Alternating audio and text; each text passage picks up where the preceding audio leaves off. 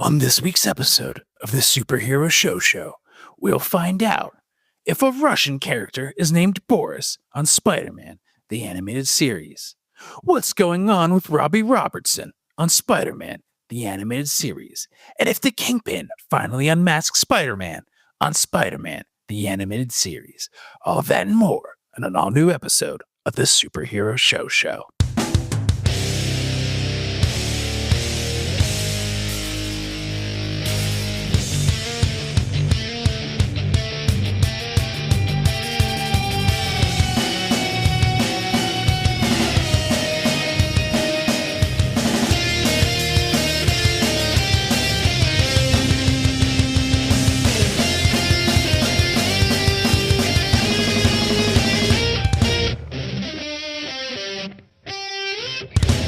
Hello, nerds, and welcome to the Superhero Show, the only podcast that covers every single TV show based on comic books that we feel like covering. I'm your host, Mike. This is your host, Ryan.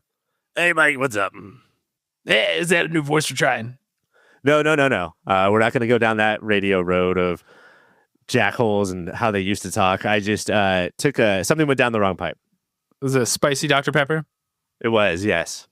This is Dr. Pepper Cherry Zero Sugar, and it's the Jurassic World can. Ooh. I know. And that's what makes it spicy. How is the cherry Dr. Pepper? You know what? I find that with the diet sodas, which is all I can take now, because you give me a sugar soda and I'm woof. Up for days. If there's a fruit along with it, it covers up the disgusting taste of diet soda. Yeah. I really do like Cherry Coke Zero. Mm-hmm. That's classic. That's a classic. I love the soda fountains that are everywhere now that are like, you can make any combination of soda flavors. Like us kids from the 90s, our My Little Minds would have blown up.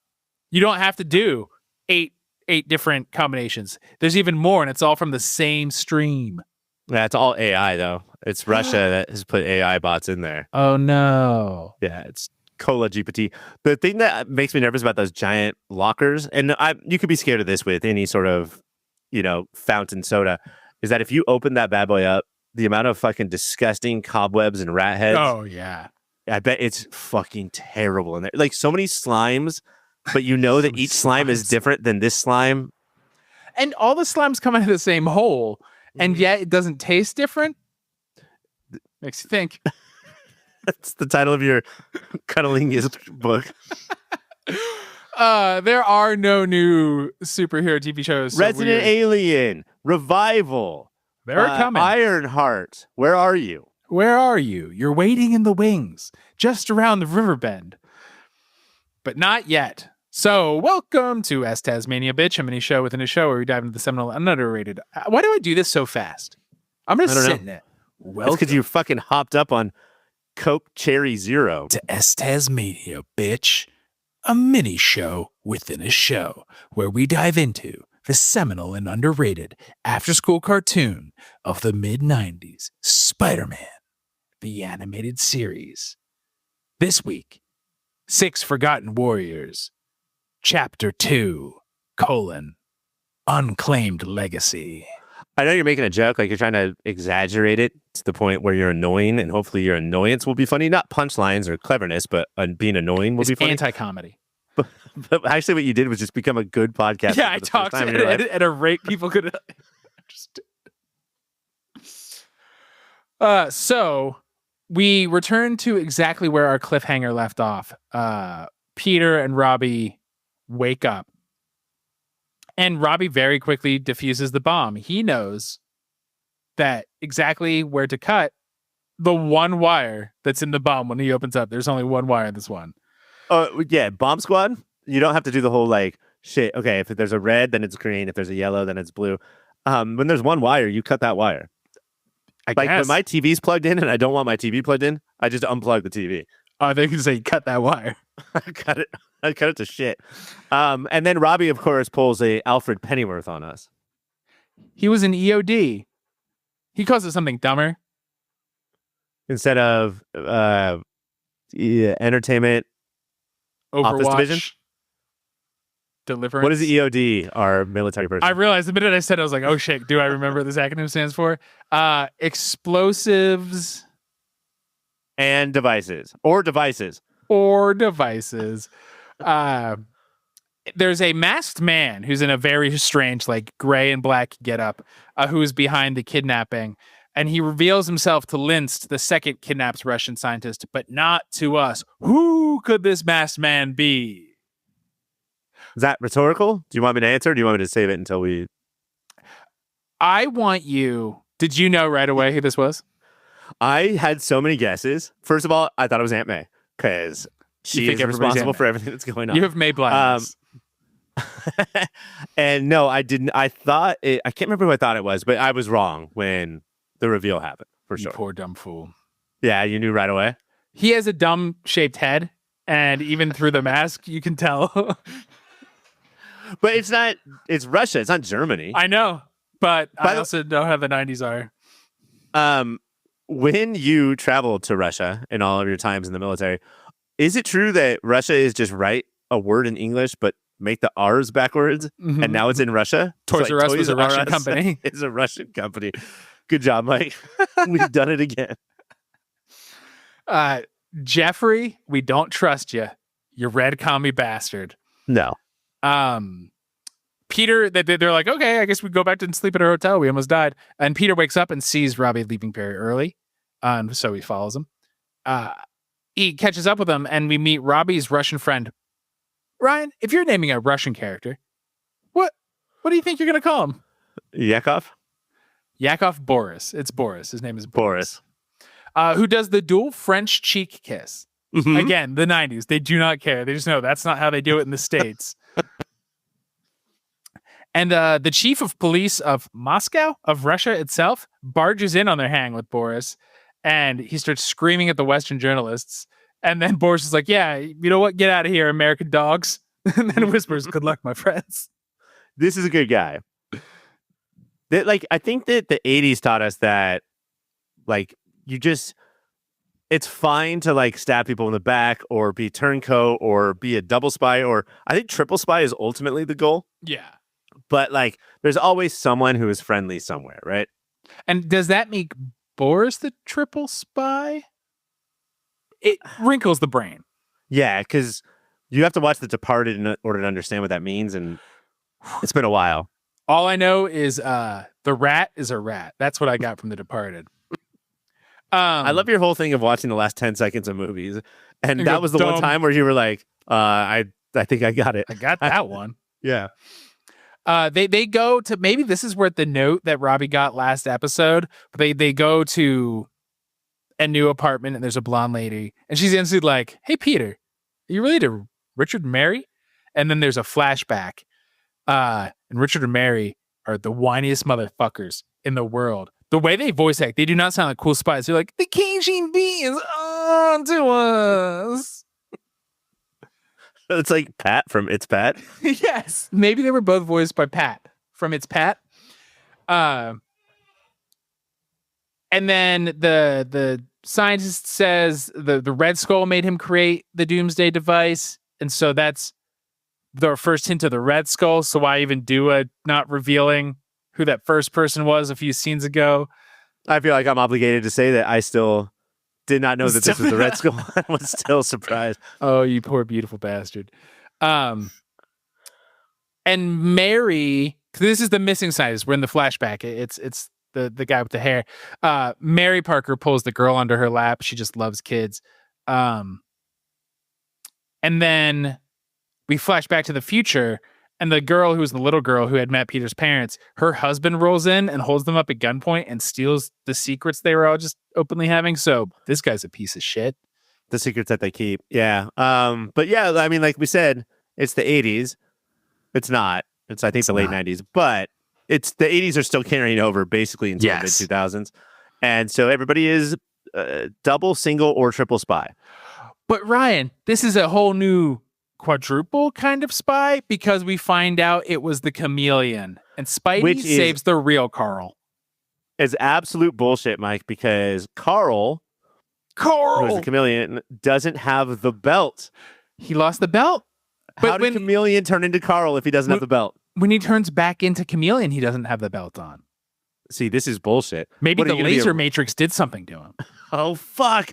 He overloaded the laser matrix. Y'all motherfuckers forgot about the laser matrix getting overloaded. The car crashes, but Chameleon escapes, but doesn't morph again. He just keeps running as weird-faced Chameleon.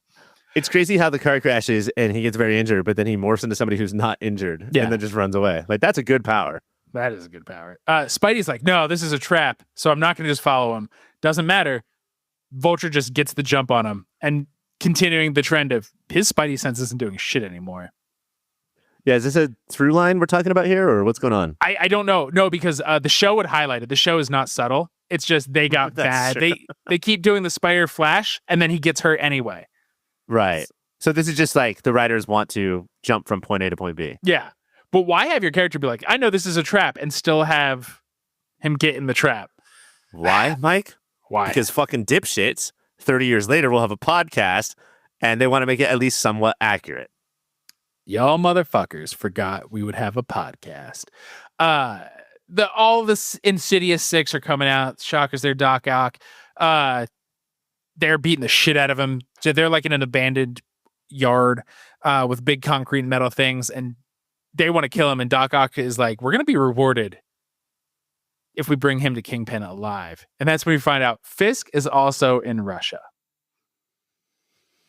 And now, look, you might want to call me a dummy or whatever you said. You call me a dummy Dummerson. You're a dummy. Is that Dummerson. your quote? Like Robbie Robertson, you're a dummy Dummerson. For not seeing the Red Skull coming, I did predict that Kingpin would be involved and probably be in Russia. Good for him. Frequent Spider-Man flyer miles, am I right? What? Frequent flyer miles, I bet. You're right. Kingpin starts monologuing, and Spider-Man's like, you have a different crackpot scheme every week, Fisk. What makes this one so special? And Fisk doesn't learn. He says, you know what? There's no reason not to tell you. Direct quote. And just downloads them. Here's the deal with the Red Skull from the 40s. Here's what he was going to do, and here's what I want to do. He says, world domination, that's what I'm after, not business domination. And then Spider-Man says, world domination. Now you sound like a Saturday morning cartoon villain. Did you stand up and applaud? In the movie theater that you watched this in? That you rented rent with all out your a friends? theater every episode of Spider-Man the Animated Series. I'm like, can I just get this for 22 minutes? And it's so like $2,000, but you do it. We're doing Did very everybody well. applaud? Everybody, yeah. I also grab people from other theaters and make them watch with me. $2,000 each. $2,000? They have to pay $2,000 to go in there? No, I pay them. Oh, fuck. We have to talk to our accountants about I stare at them and say, card. you want to make $2,000 for 22 minutes of work? And those poor bastards, if they say yes, that's on them. Squid Games, bitch. In this economy, though, like, I honestly don't care what you say I have to do for 22 minutes. It's 22 minutes. It'll be over like that. Yeah. But I still think that most people that say yes, you finally reveal it, they're so nervous, and then you say, watch this episode of Spider-Man. They're like, no. They're bummed. I wanted to blow you. I think I'd pay $2,000. Just before Kingpin is about to unmask Spider-Man, but then parts of the wall just break out, and the Wild Pack breaks in. They're back. This episode's so chaotic. Ryan, what happens after the Wild Pack break in? Then everybody starts fighting. Sure. They were fast as lightning. And then don't we finally get to see who the actual bad guy was? Maybe Spider-Man and the Six and Fisk. Oh, that's what happens. The Wild Pack break in to take out everybody. That's right. It's yet another knockout. All these people have such severe concussions for being numerously knocked out in the span of a few days. It's like the NFL in here. TBIs are hilarious. Spidey and the Six and Fisk are all tied up where Linst was, where the masked man revealed himself to him, but not to us. They were all tied up in the same way. And Sable reveals that one of the Six was a traitor, but won't reveal which one. And spoiler for the rest of the episode, we still don't know. And that means this insane season is the fucking best season of Spider-Man we've ever watched. And Spidey gives a shit, and he's like, oh, you're a piece of shit. She's like, I have reasons for doing what I do. We don't learn mysteries. And then the guy reveals himself to be Red Skull. And that's when you figured it out? That's when I knew it was Red Skull, when I saw his red face. But is it actually Red Skull? No. But before we learn that, Red Skull does say to Fisk, you could have been useful to me in my New World Order, but for trying to take it, now you're eliminated. Take it, bro. He didn't know you were alive. Don't punish him for that. No, I still think, though, that like you should always assume that everyone is alive in the history of time. And then when they're like friends with you. Yeah. And that's why at every funeral, I scream, no, you're killing them! As their casket is being lowered. And you scream he can't see without his glasses, even though this person had perfect eyesight. 20/20 vision's the one thing people knew. Fisk just rips his way. I don't think we've seen this before. He just rips his way out of this weird contraption that they're all jailed in, that a bunch of super freaks are stuck in. But Fisk, whose power is to be very big and very rich, rips his way out and just grabs the Red Skull by the neck. And so Silver Sable has to release the rest of them. I kind of liked this part because you have all these people, you got Silver Sable, the Wild Pack, Spider-Man, and the Insidious Six, right? Yeah. And Kingpin. They're all trapped in this thing. And Red Skull, of course. But not trapped in this thing. And I can see them all thinking, like, what is the shockeriest way? Or what is the Spider-Man-iest way to get out of this? And they're all trying to, like, look cool, use their powers. I mean, at some point, Spider-Man announces this is a Saturday morning cartoon. So they're like in that zone. Like, what would be the Saturday-iest thing to do? And Kingpin's just like, and just does it. Have you guys ever tried going, Kingpin goes right. What did he do before he got knocked out and locked up? He was unmasking somebody. He goes right back to unmasking. But this time it's not Spider-Man. He reveals that the skull is also a mask.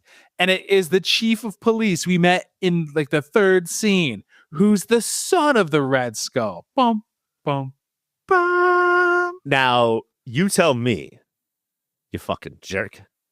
Did Scooby-Doo, which was probably a Saturday morning cartoon at some point, ever do a double unmasking at the end of the episode? I bet not, because they're cowards. Because they don't even know what storytelling is, bro. The chief of police, whose name is Krieger, like the mad scientist in Archer, electrocutes Kingpin with his belt. He has a special belt too. But Kingpin doesn't care that he gets electrocuted and just shoved Krieger into the wall, which releases Spider-Man. And then everything's just crumbling. It's one of those things where, like, you know what? You guys ripped out enough shackles. Now the walls are just crumbling. And he breaks Sable the Wild Pack out. They're all running, and it's like very like Benny Hill. Like the Insidious Six are running this way, and Spider-Man the Wild Pack are running this way. Doc Ock sees them like 5 stories below, and so he starts ripping stabilizers, like poles and columns out, so more stairs fall on them. Oh, come on. If you're in a building that's falling down, do you run or do you grab a sledgehammer? And grab a sledgehammer. Go to town on that building as well. Well, humming, no, or whatever that fucking song was. They all do escape, and they're in Chernobyl. And Rhino says, "So what?" Well, the rest look as terrified as we've ever seen them. Well, Rhino did not live, probably because of radioactive poisoning, to watch HBO's hit miniseries Chernobyl. So, and I still like, though, that like it strikes the fear into the heart of every character except for Rhino and every child watching. Like, they're like, what? Everyone is aware of how terrible this is. I don't think I would have been. If I was watching this as a kid, I don't think I would have been like, Chernobyl, where the Russian nuclear disaster happened. I think it's quite a reference for this show to make and barely explain. They thought they were going after Animaniacs for their obscure references. Silver Sable is just like, oh no, there's aircrafts hidden there. Like, we do fly in and out of here all the time. Underground, we were all super safe. And so Fisk's team just bails. Then City 6 just like kicks them in the knees and just runs towards it. And then she's very calmly like, well, we have to leave before the radiation poisoning gets us too. I love a good kick to the knee, then run. That's just the ultimate move. I want to talk to you about this Silver Sable move. She said out loud to her allies and the villains, we always keep a plane right there. Yeah. And then they get on it and fly away, which at first seems idiotic. You should have got on that plane. Yeah. But is it a good move to be like, I think that we'd just be safer to get rid of these 6 and then we'll figure out our own shit? And Ryan, correct me if I'm wrong. We just kind of cut to Robbie and Peter in America. Mind. There's like a gap in my memory here. They cut to Robbie and Peter in America, and there's a bomb in between them. Oh my God, to be continued. Robbie, we find out it was Robbie's professor was the guy who's giving him notes and shit. It doesn't really explain much, but he knows the story of the 6 forgotten warriors. And then they talk to Jonah. We don't figure out what that means yet. And then Jonah tells Peter he would fire him if he wasn't a freelancer because he couldn't get any good pics of Spider-Man. And then Peter tells Aunt May that his parents died as heroes. To be continued. Less of a cliffhanger than a bomb, I would say. Yeah, I would say that I care less about the 3rd episode. I'm probably going to watch it, but Mike, let me ask you this. These 2 episodes were, this week and last week's were borderline nonsensical. I think that I know what's happening, but I'm not I'm not confident about that. If we compare this to X-Taz's most soapiest storylines, is this sort of like where the confusion level was at, or is this a whole new thing? I think you could untangle the soap. Like, you could figure out X-Taz. It was never like, oh, you guys gave up on writing. Which I do accuse the Spider-Man the Animated Series creative team of. I think I have a couple of thoughts. I think that we are kinder to X-Taz than Spataz. Yeah. Whether that's because of that's what we grew up with more, or because it's just a better show. But also, I think we met the creators and they're our best friends now, so we're not going to talk. Oh, shit. That's true. John Semper, if you want to come on the show, we'll move it up to tied with X-Taz. But also, I think that X-Men had a really good handle on with all of the really like intricate plotting, to the point of like nonsensical. There was also Gambit and Rogue, and Wolverine, Jean, and Scott. And so there was like 2 levels of soap opera, whereas the romantic adventures of Peter Parker in this show don't compare to the romance of X-Men. And don't make sense with the amount of times he forgets about Mary Jane, but then it's like, oh, you're back, let's get married. Like, bro, you were just on a date with 8 different women. What do you mean, let's get married? Yeah, I think we cracked it. Ryan? Yeah. Before we give out awards, you were talking off mic about a brand new website idea you had. It's 8differentwomen.com. Do you want to go on a date with 8 different women at once? This is the first app that will let you do that. You got to swipe right 8 times before you get to go out on a date. Okay, so it's not like there's not profiles of 8 women who are friends. I mean, it could be. And so in one picture, there's the 8. You go. Oh, no. Actually, Mike, I forgot that you're coming in with me on this website, and that is what you brought up at the last board meeting. Is that you're gonna see every slide. There's a picture of 8 women, and you got to choose which one to go on a date. And obviously, there's slides of 8 dudes, so you can go on a date with 8 dudes if whatever. Sure, but the name of the company is 8differentwomen.com. Well, unfortunately, that is what I shouted out right before the deadline of naming your website. Yeah. I need this to exist for reasons I refuse to disclose. Because you're the kind of guy who's like, God, I went out with 7 different women last night and it was boring. I'm so bored, and just maybe adding one more. And I'm not broke enough. I'm paying for that theater. I'm paying for those people to watch this with me, but I'm not broke enough. And I'm a gentleman, so I'm going to treat those 8 ladies to a delicious steak dinner. Steak. We all will split one tomahawk steak. That's what I assumed. They're so big, man. Nobody can eat a tomahawk by themselves. The bone's big. Is there enough meat on there to justify the price? Oh, there's enough meat on that bone. Okay. All right. Ladies, all 8 of you ladies, this is what you're going to get when you date Mike. You should go to my friends at cybersprout.net. They are your partner in the digital world, but also they will make your website, maintaining it a breeze. There's drag and drop tools. They have graphic design and things that I shouldn't try to remember off the top of my head. It's great. Just fucking go there. Websites are good. Cybersprout.net. Ryan, what's your web zinger? My web zinger is, of course, Kingpin says, and look, I'm a fucking easy to please guy. Okay. Kingpin says something like, I'm going to cut down on blank. And Spider-Man says, if I were you, I would cut down on those treats. Treats. You do say that to me a lot. I have two. One is Spider-Man towards the end. He's like, well, for all I know, this Doomsday is television, and it was released in 1945. Apropos of so little. And everybody just looks at him and goes, what? And he just shrugs. But I would have guessed that early TV was on, invented shocker. after that. And I learned something from You think so? Spider-Man. Yeah, 45, that seems early. So thank you, Spider-Man, for that little fact. Thank you, Spider-Man. My other one is when the Insidious Six are revealing one by one that they are also in Russia. Shocker says, I'm going to blast you from the Red Square back to Times Square. Good for him for knowing the different squares of the cities. That's a zinger. What is your yeet of the week? So we have lots of cabs transforming into ships and lots of crazy vehicles everywhere. Transportation for days. And everything is getting exploded and missiles shot at it. But there's this one car. I think it's the car that Chameleon jumps out of. And we see Carl out of the Carl's back. car. And then Carl's car. And then it slowly drives with nobody in it into a wall. And it's the biggest explosion. It is Hiroshima, the explosion that comes out of this car. And Russia, you got to change how you make those cars. Yeah. Bros. What is it, a Kremlin? Those the ones that blew up? No, Pinto.